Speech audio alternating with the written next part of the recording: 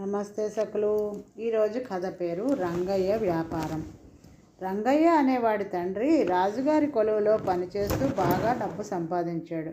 అతడు కొడుకును కూడా కొలువులో చేరమంటే వాడు కాదు అని వ్యాపారం చేస్తా అన్నాడు.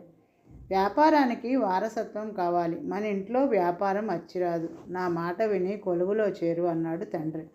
కాస్త దూరంగా ఉండి ఈ మాటలు విన్న రంగమ్మ తల్లికి కోపం వచ్చి, చెట్టంత మేనమామ వ్యాపారంలో అంచెలంచెలుగా పైకి వస్తే వ్యాపారం అచ్చిరాదంటావే, నీకు నీ వాళ్లే తప్ప నా వాళ్ళు ఆనరా అంటూ భర్త మీద చెంగున లేచింది. నువ్వు చెప్పేది నీ తమ్ముడు లోకనాథం గురించే కదా, వాడు కన్న కొడుకే వ్యాపార రహస్యాలు చెప్పడు, నీ కొడుక్కి చెప్తాడా? ఎక్కడో ఒకచోట శిక్షణ లేకుండా ఎవరైనా వ్యాపారంలో పైకి ఎలా వస్తారు అన్నాడు రంగయ్య తండ్రి. రంగయ్య తల్లి ధైర్యం చెబుతున్న దానిలా కొడుకు భుజం మీద చేయి వేసి భర్తతో, నీవన్నీ మరీ చోద్యాలు, నా తమ్ముడు నీలాగా స్వార్థపరుడు కాడు. నగల దుకాణాన్ని కొడుక్కి అప్పచెప్పి తను మాత్రం ఇప్పటికీ కిరాణా దుకాణమే చూసుకుంటున్నాడు. తన కూతురు మల్లిని మన రంగయ్యకి ఇవ్వాలనుకుంటున్నాడు. అడగాలే కానీ వాడు మన రంగయ్యను ఒళ్ళో కూర్చోబెట్టుకుని మరీ వ్యాపార రహస్యాలు బోధిస్తాడు అన్నది. తల్లిదండ్రులు ఇలా గొడవ పడుతుంటే రంగయ్య చిరాకు పడి, మీ గొడవ మీది, నా గురించి ఆలోచించరే, నాకు సొంత తెలివి ఉంది, ఒకరి సలహా అక్కర్లేదు, వ్యాపారంలో నా అంతటా నేనే రాణించగలను, అర్థమైందా అన్నాడు. అయితే మహా చక్కగా రాణించు, నేను మాత్రం పెట్టుబడికి పైసా కూడా ఇవ్వను అన్నాడు రంగయ్య తండ్రి. నేను ఇస్తాను అన్నది రంగయ్య తల్లి పట్టుదలగా.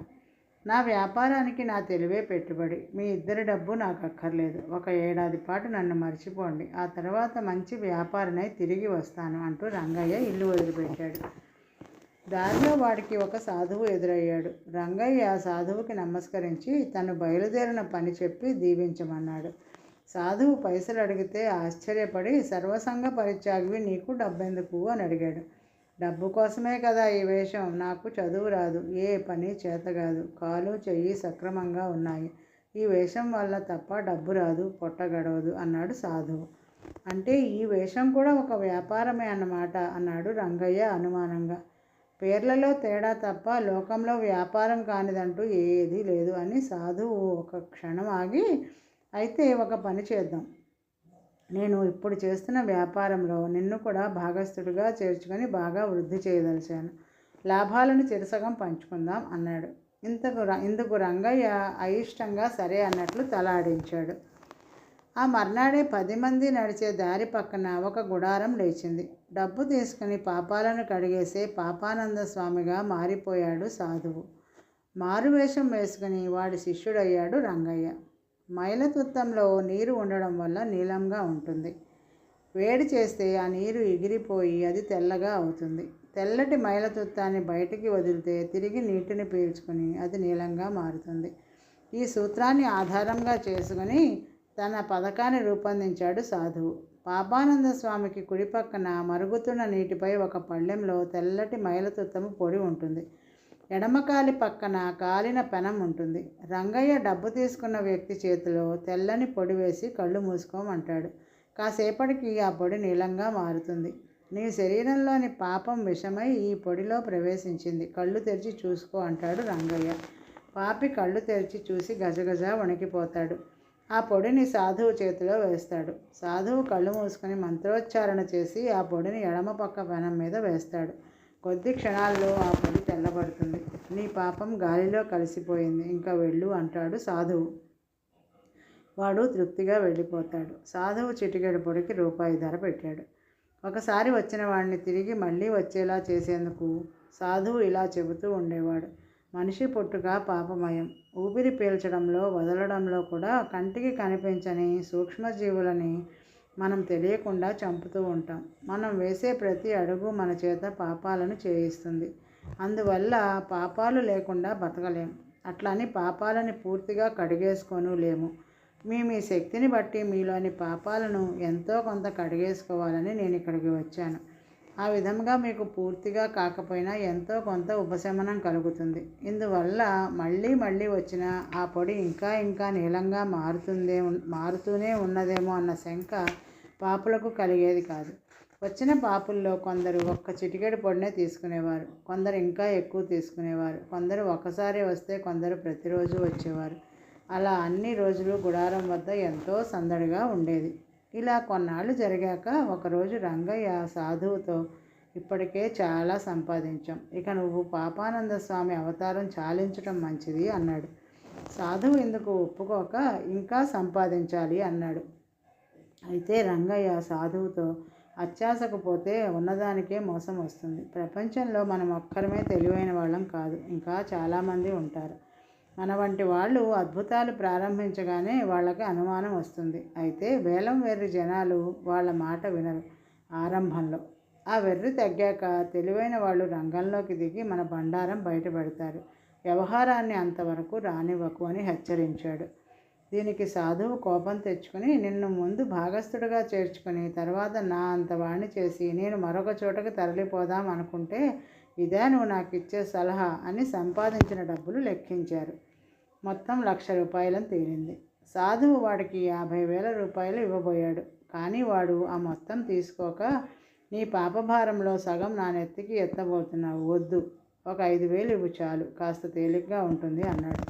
తర్వాత రంగయ్య సాధువు ఇచ్చిన డబ్బు తీసుకుని వేషాన్ని కాస్త మార్చుకుని మేనమామ లోకనాథం ఉండే త్రినాథపురం వెళ్ళాడు. ఆ సమయంలో లోకనాథం కిరాణా దుకాణంలో ఉన్నాడు. మారువేషంలో ఉన్న తనను మేనమామ గుర్తుపడతాడో పట్టడో అని రంగయ్య దుకాణానికి వెళ్ళి, నాకు ఎండు ఖర్జూరాలు కావాలి, ధర ఎంతైనా పర్వాలేదు అన్నాడు. లోకనాథం వాడిని గుర్తుపట్టగా, ఇంకా మీకేమైనా కావాలా బాబు అని అడిగాడు. చాలా పెద్ద జాబితాయే ఉంది, ఎండు ఖర్జూరాలు ఉన్నది లేనిది చెప్పు అన్నాడు రంగయ్య. వెంటనే లోకనాథం, ఒరై వెంక అని పిలిచాడు. లోపల నుంచి 15 ఏళ్ల కుర్రవాడు వచ్చాడు. లోకనాథం వాడిని ఎండు ఖర్జూరాలున్నాయా అడిగితే ఉన్నాయి అన్నాడు. రంగయ్యకు కావలసిన ఎండు ఖర్జూరాలు పొట్లం కట్టి ఇవ్వమని లోకనాథం చెప్పగానే వాడు తిరిగి లోపలికి వెళ్ళిపోయాడు. అప్పుడు లోకనాథం గోపి అని పిలవగానే ఇంకొక కుర్రవాడు వచ్చాడు. వాడితో లోకనాథం, బాబుగారికి ఏమేం కావాలో తూకం తూచి పొట్లాలు కట్టు అని చెప్పాడు. కొంచెంసేపటికి వెంకడు వచ్చి, బస్తాడు ఎండు ఖర్జూరాలు ఉండాలి, ఎక్కడో కనబడలేదు అన్నాడు. ఆ మొక్క చెప్పడానికి ఇంతసేపు ఆ బాబుగారు అలా నిలబడిపోయారు కదా అని లోకనాథం విసుక్కుని రంగయ్యతో, మా దుకాణంలో లేని సరుకు మీకు మరెక్కడా దొరకదు, కాబట్టి మీ సమయం వృధా అయింది అని అనుకోవక్కర్లేదు అన్నాడు. కానీ ఈ మాట కాస్త ముందే తెలిస్తే బాగుండేది, ముందు ఉన్నాయన్నాడు, తర్వాత లేవన్నాడు, వెతకడానికి ఇంతసేపా అన్నాడు రంగయ్య చిరాగ్గా. ఏం చేసేది బాబు, ఆ వెంకటికి అమ్మా నాన్న లేరు, పొట్ట గడిచేందుకు వేరే దారి లేదు, అడుక్కునేందుకు పౌరుషం, కష్టపడి పని చేసుకుని బతుకుతానంటాడు, వాడికి పని ఎవరిస్తారు, వ్యాపారస్తుడికి కాస్త జాలి ఉండాలి బాబు, అందుకే వాడిని పనిలో పెట్టుకున్నాను, తప్పు నాది కాబట్టి వాడి వల్ల ఇబ్బంది కలిగితే మీ ఓటివారు అనే మాటలు నేనే భరించాలి అన్నాడు లోకనాథం. రంగయ్య మహా గొప్ప వ్యాపారివే అని మనసులో అనుకుని, ఈ వెంకటది ఈ ఊళ్ళో లోకనాథం అనే వ్యాపారైనా తెలుసా, తెలిస్తే జాగ్రత్తగా ఈ పొట్లాలు ఆయన ఇంటికి చేర్చాలి, ఆయన నా మేనమామ ఆయన అని వెనక్కి తిరిగి అక్కడి నుంచి కదిలాడు. లోకనాథం ఉలిక్కిపడి దుకాణంలో నుంచి బయటికి వచ్చి, ఓరి రంగడి వట్రా, గుర్తుపట్టలేకపోయాను, పద ఇంటికి పోదామన్నాడు. రంగయ్య ఆశ్చర్యంగా, దుకాణాన్ని ఇలా వదిలేసి వస్తావా, అసలే ఆ వెంకడు తెలివి తక్కువవాడు అన్నాడు. లోకనాథం నవ్వి, అదంతా ఇతరుల కోసంలే, ఆ వెంకడు మహా చురుకైన వాడు, నమ్మకస్తుడు, వాడి మూలంగానే ఈ ముసలితనంలో కిరాణా దుకాణం నడపగలుగుతున్నాను అన్నాడు. అయితే మరి ఎండు ఖర్జూరాల విషయంలో అలా చేశాడే అని అడిగాడు రంగయ్య అర్థం కాక. ఎండు ఖర్జూరాల కోసం వచ్చిన బేరాన్ని పోగొట్టుకోలేం కదా, నీకు ఇంకా చాలా సరుకులు కావాలి, వాటిని గోపి చేత పొట్లాలు కట్టిస్తూ ఉంటే వీడు చకచక ఎండు ఖర్జూరాల కోసం 4 దుకాణాలు తిరిగి వచ్చాడు, ఎక్కడా లేవు, జరిగిన ఆలస్యానికి నింద వాడి మీద పడింది అన్నాడు లోకనాథం.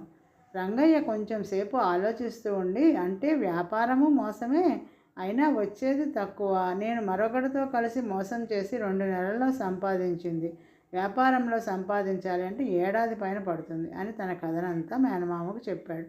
లోకనాథం పెద్దగా నవ్వి, సరుకుల్లో కల్తీ చేస్తే అది మోసం, కొనేవాళ్ళ అసహాయత కనిపెట్టి ధరలు అదే పనిగా పెంచితే అది మోసం, నేను అలాంటి వ్యాపారం చేయడం లేదు, నా తెలివితో వచ్చిన వాళ్ళను ఆకట్టుకుంటున్నాను అన్నాడు. రంగయ్య ఒక్క క్షణం ఆలోచించి, ఇప్పుడు నా తెలివిని వ్యాపారానికి ఉపయోగించాలో మోసానికి ఉపయోగించాలో తెలియడం లేదు, అదీ కాక సొంత తెలివితో రాణిస్తానని ప్రగల్భాలు పలికి ఇల్లు విడిచి వచ్చాను. ఇప్పుడు నీ సలహా తీసుకోవాలో కూడదో కూడా తెలియడం లేదు అన్నాడు. లోకనాథం మేనల్లుడు భుజం తట్టి, మోసం చేసి డబ్బు సంపాదించడంలో నిజమైన తృప్తి ఉండదు. నీ తెలివి వ్యాపారానికే ఉపయోగించు. సామాన్యులకు సేవ చేయాలి అనే అధిక లాభాలను ఆర్జించి పెట్టే నగల వ్యాపారాన్ని కొడుక్కిచ్చి నేను ఈ కిరాణా దుకాణం నడుపుతున్నాను. ఇక నా సలహా సంగతి అంటావా? నువ్వు నన్ను ఏమీ సలహా అడగలేదు. అడగకుండా నేను నీకు సలహా ఇచ్చాను కాబట్టి నువ్వు నా నుంచి ఇంకా ఇంకా వ్యాపార రహస్యాలు తెలుసుకుని రాణించవచ్చు అన్నాడు. ఆ విధంగా రంగయ్య వ్యాపారంలో ప్రయోజకుడై ఏడాది గడిచాక తల్లిదండ్రుల వద్దకు వెళ్ళి జరిగిందంతా చెప్పి వారిని సంతోషపెట్టాడు. తర్వాత వల్లిని పెళ్లి చేసుకుని మేనమామను సంతోషపెట్టి తను సుఖంగా జీవించాడు. ఈరోజుకి కథ సమాప్తం. సకలు తిరిగి మరొక కథతో రేపు కలుద్దాం. నమస్తే.